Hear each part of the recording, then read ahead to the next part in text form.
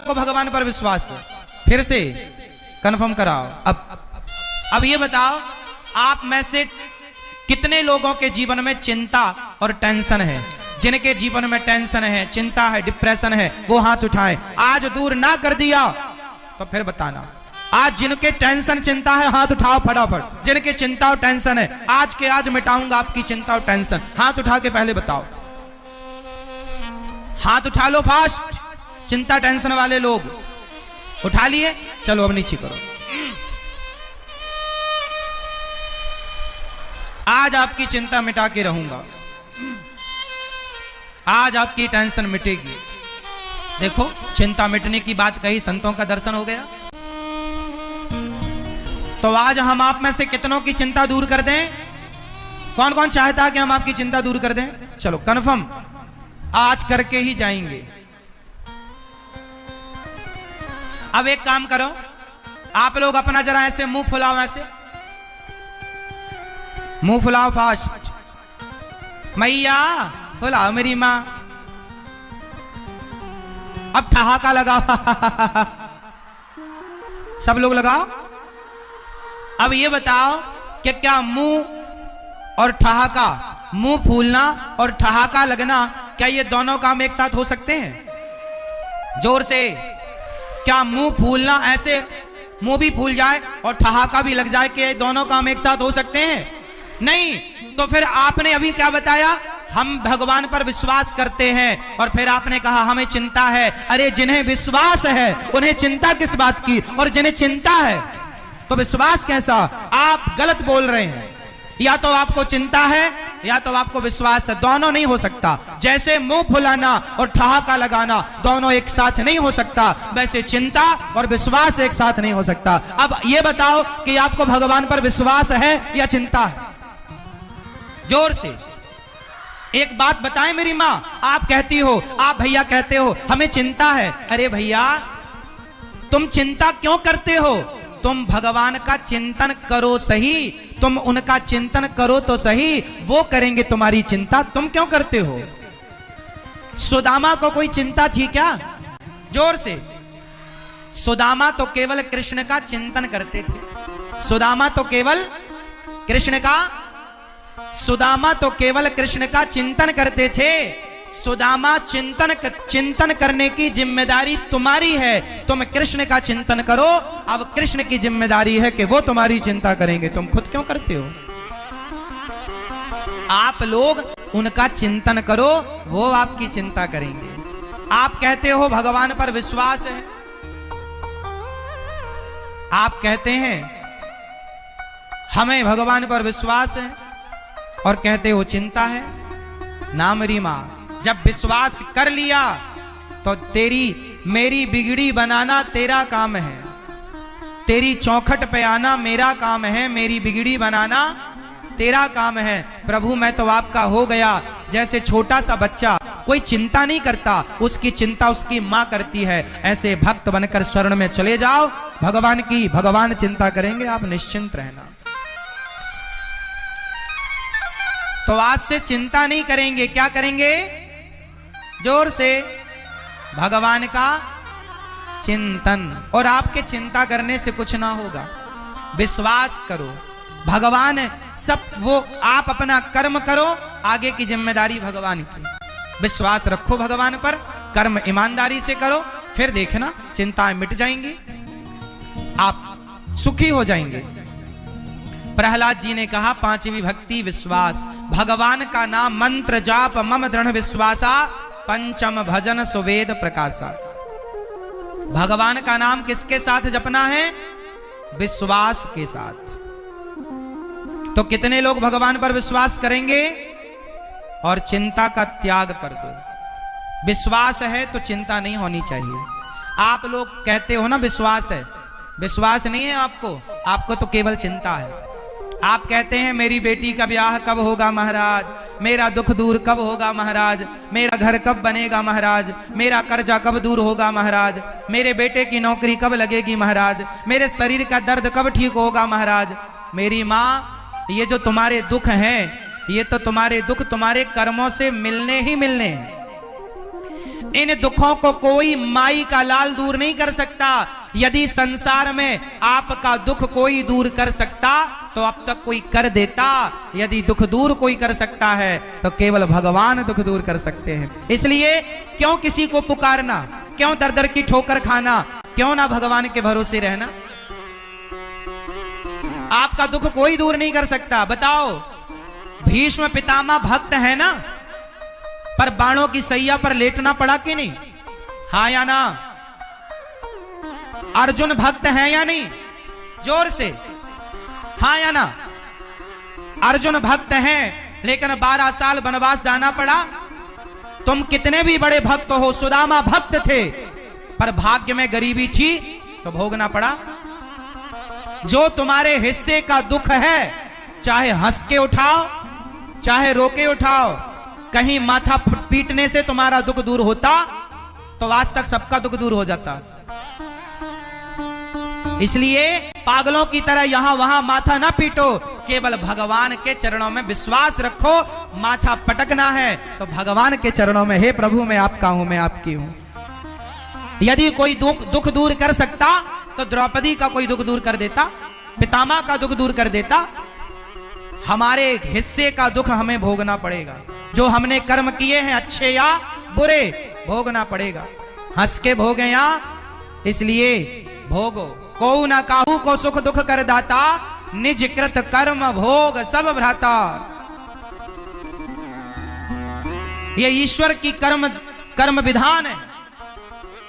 आप लोगों को लगता है कि बाबा जी महाराज जी मंत्र पढ़ दें हमारा दुख दूर हो जाए ना, ऐसा कोई मंत्र नहीं है जिसको पढ़ के आप अपना दुख दूर कर लो।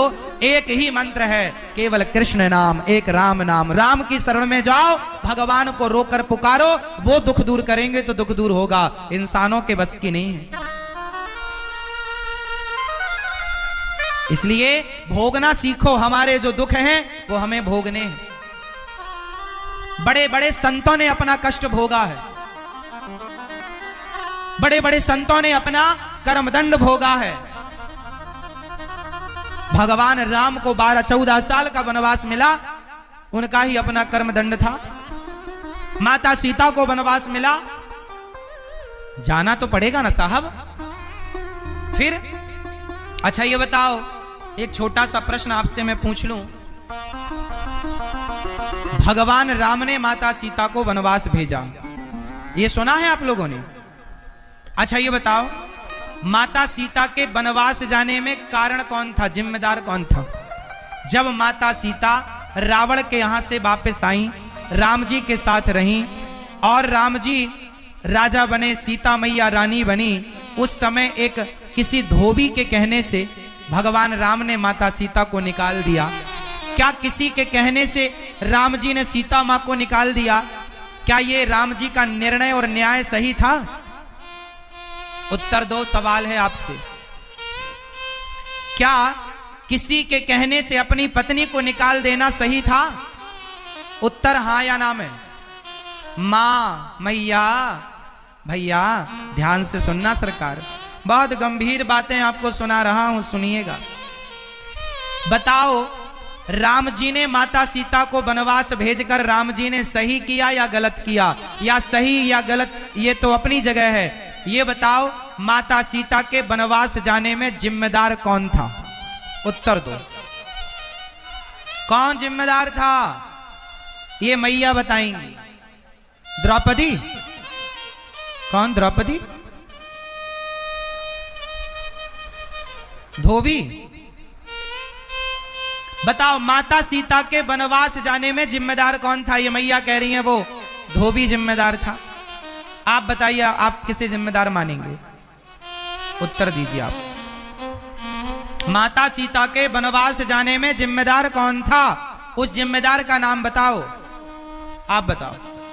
कोई नहीं? ऐसा कैसे हो सकता है कि कोई जिम्मेदार ना हो? धोबी? कौन? उर्मिला? आप बताओ, मैया आप बताओ। चलो भैया लोग बताएंगे। कौन? माता सीता? ये मैया बताएंगी। इस तरफ की मैया बताओ। मैया टाटा। बताओ मेरी माँ, कौन जिम्मेदार था? राम जी। इस तरफ एक भैया बोल रहे हैं राम जी। आज थोड़ा इस पर विचार कर लें। आज मैं जिम्मेदार को लाकर आपके सामने खड़ा कर दूं? कर दूं? सुनो फिर, मन लगाकर सुनना, एक भी शब्द ना गवाना, ध्यान से सुनना। आज मैं उस जिम्मेदार को पकड़ कर लाऊंगा जो माता सीता के वनवास का जिम्मेदार है। उस जिम्मेदार को आज हम आपके समक्ष पेश करेंगे। सुनो, कार्यवाही शुरू होती है। अब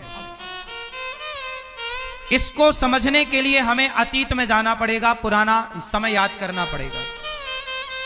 चलो वाल्मीकि रामायण से शुरू करते हैं। जब माता सीता गर्भवती हुई, ध्यान से सुनना, एक एक अक्षर, एक एक शब्द। फिर मैं आखिरी में पूछूंगा कि जिम्मेदार कौन, आप लोग पकड़ के लाना उस जिम्मेदार को। हाँ, मैं बता दूंगा पूरी कहानी, लाना आपको है।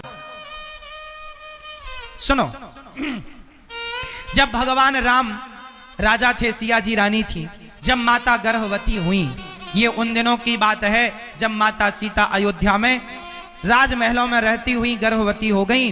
तब भगवान राम को माता सीता ने कहा कि प्रभु आप पिता बनने वाले हैं, आपको मैं खुशखबरी देना चाहती हूँ। सीता मैया ने जब कहा कि राम आप पिता बनने वाले हैं, राम जी खुशी से नाचने लगे। आपने बहुत अच्छी सूचना दी।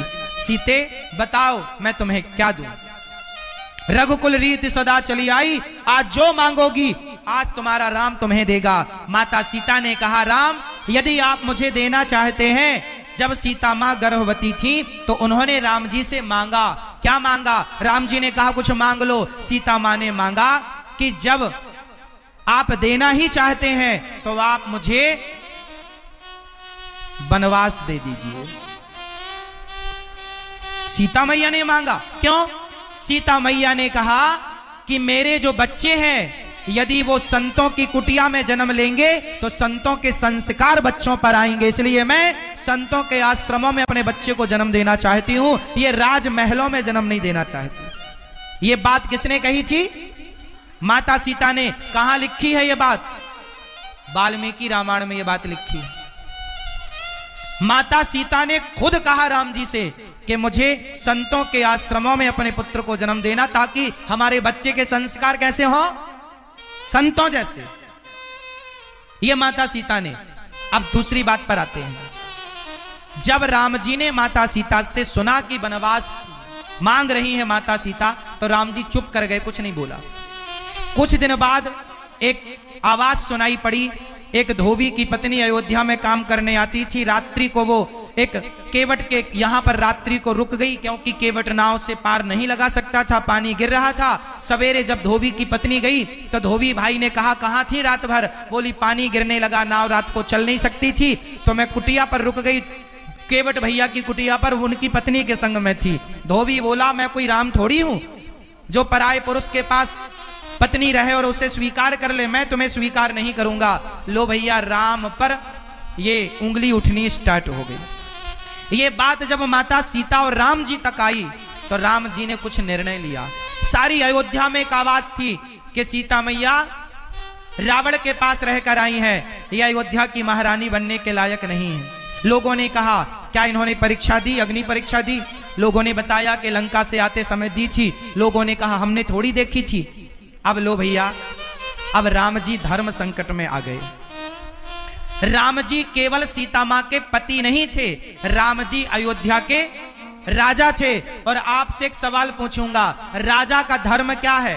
प्रजा की बात मानना या परिवार की बात मानना? जोर से। राजा का धर्म है प्रजा की बात मानना।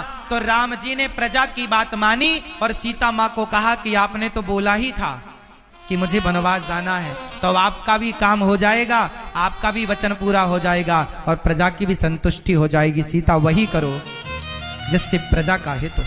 तब सीता मां ने स्वयं ने निर्णय लिया और राम जी ने कोई वनवास में छोड़ा नहीं था। प्रॉपरली लेकर लक्ष्मण जी गए और प्रॉपर श्री वाल्मीकि जी के आश्रम में छोड़कर आए। और ये वाल्मीकि जी के आश्रम में सीता मैया 14 वर्ष के वनवास के दौरान भी रह चुकी थी। वहां का अनुभव था माता सीता को। तो ये माता सीता का वनवास, इसमें राम जी क्या जिम्मेदार हैं? राम जी की प्रजा कह रही है, तो राजा का धर्म है प्रजा की बात सुनना, और राम जी ने वही किया। अब जो सबसे गहरा कारण है, ये कारण तो आप सब जानते ही थे जो मैंने बताए, आपसे ये कोई छिपा नहीं था, मैंने कोई नई बात नहीं बताई। अब मैं वो बताने जा रहा हूं जो शायद आप में से कुछ लोग ही जानते हैं। आज मैं चाहूंगा कि भिंड के सारे लोग वो बात जाने, वो रहस्य जाने जो रहस्य जानने योग्य है। अब वो रहस्य मैं आपको बता रहा हूं जो आपको जान लेना चाहिए। माता सीता के वनवास का जो सबसे ठोस कारण था, वो सबसे ठोस कारण मैं देने जा रहा हूं, ध्यान से सुनिएगा। आप सब जानते हैं कि जब रावण मरा, जब रावण मरा तो राम जी से मिलने लंका में दशरथ जी आए थे। ये बात कितने लोग जानते हैं? रामचरितमानस में ये बात लिखी है, स्पष्ट लिखी है कि जब रावण मरा तो अयोध्यापति श्री दशरथ जी स्वर्ग से राम जी से मिलने आए और राम जी से कहा, राम मैं तुम्हारी मर्यादा और तुम्हारे धर्म से प्रसन्न हुआ, कुछ मांग लो बेटा। राम जी ने कहा, मैं कुछ नहीं चाहता, पिताजी आप कहो तो मैं आपको जीवित कर सकता हूं। दशरथ जी बोले, मैं जीवन नहीं लेना चाहता बेटा, अब मैं तुझे राजा बनता हुआ देखना चाहता हूं, लेकिन एक छोटा सा मेरा काम कर देना मेरे राम। क्या काम पिताजी? दशरथ जी ने कहा, मेरी अभी 2000 साल उम्र बाकी है।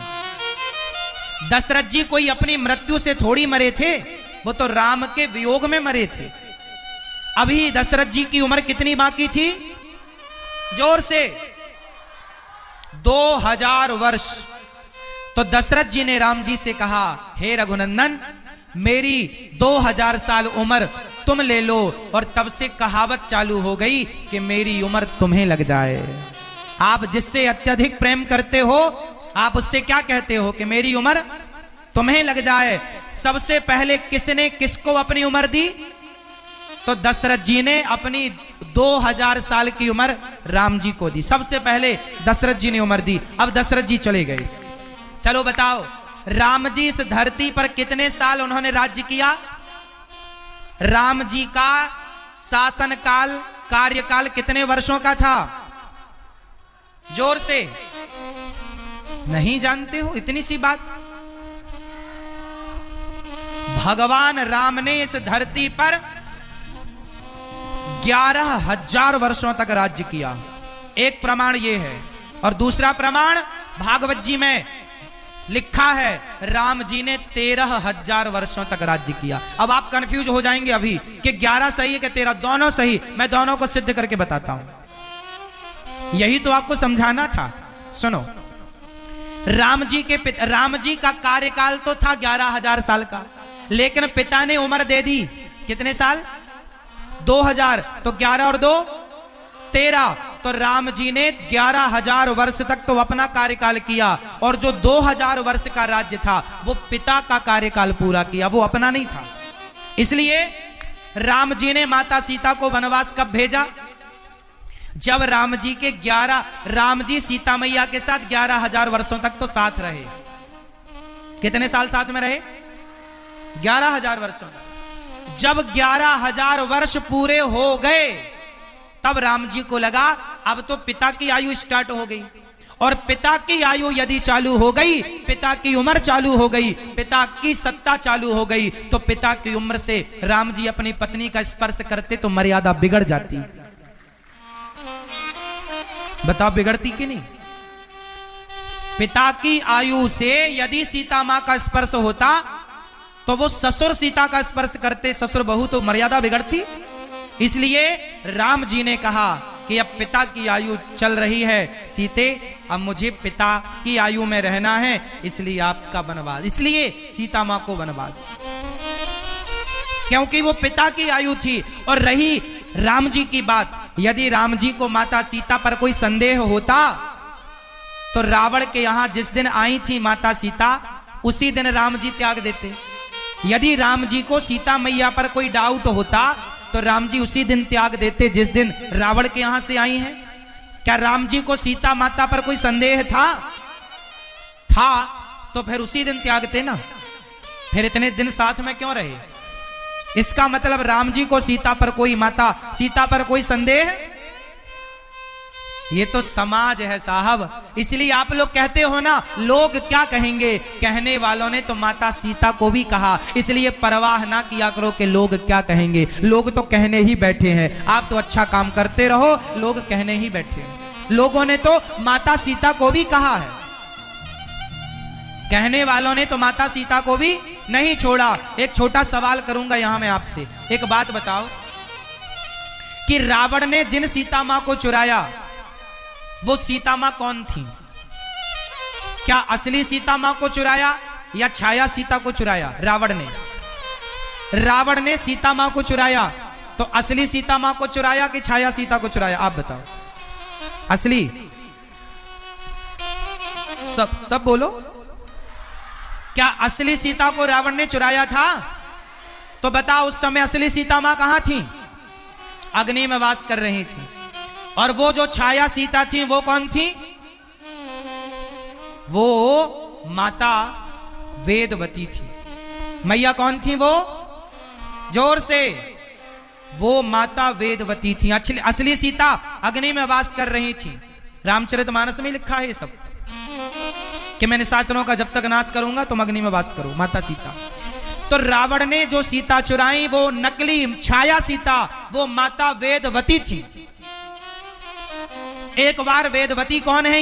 ये ब्रह्मा जी की पुत्री हैं वेदवती। ये तपस्या कर रही थी राम को पति के रूप में पाने के लिए। रावण चला गया, इनकी तपस्या बिगाड़ी, इन्होंने श्राप दे दिया, तूने मेरी तपस्या बिगाड़ी है, मेरे कारण तेरा सर्वनाश होगा। वही सीता बनकर आई, राम को पति के रूप में चाहती थी और रावण का उन्हीं के कारण सर्वनाश हुआ। फिर